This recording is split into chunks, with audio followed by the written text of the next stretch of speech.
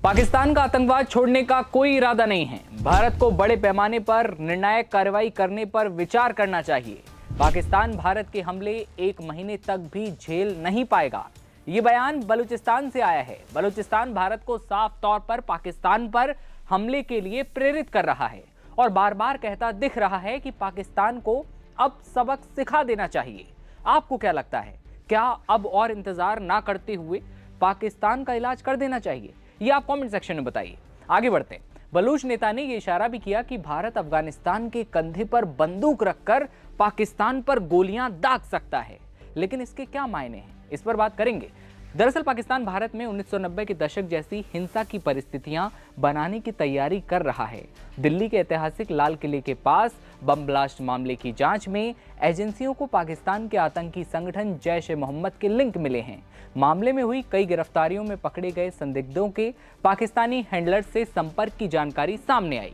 ये इस बात का इशारा है कि पाकिस्तान बड़ी योजना पर काम कर रहा है और इसी बीच बलूचिस्तान ने भारत से बड़ी मांग कर दी है।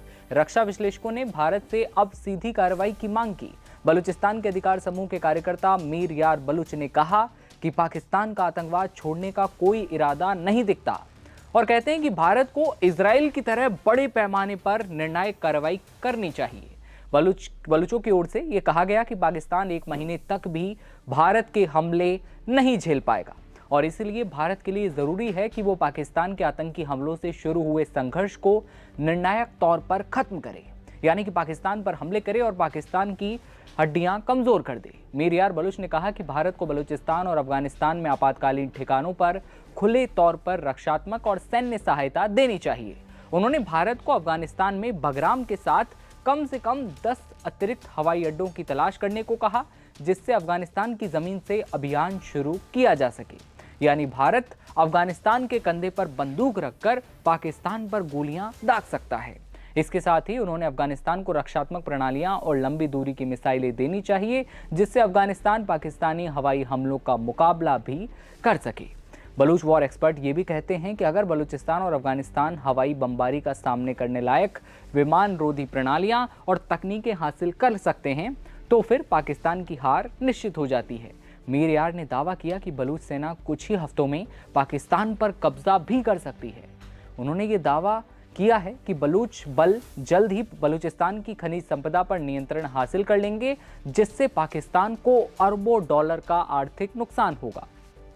मीर यार ने यह भी कहा कि बीते 78 सालों में दुनिया को पाकिस्तान के साथ संबंधों से केवल आतंकवाद, अस्थिरता, परमाणु ब्लैकमेल और आर्थिक संकटों का ही सामना करना पड़ा हो।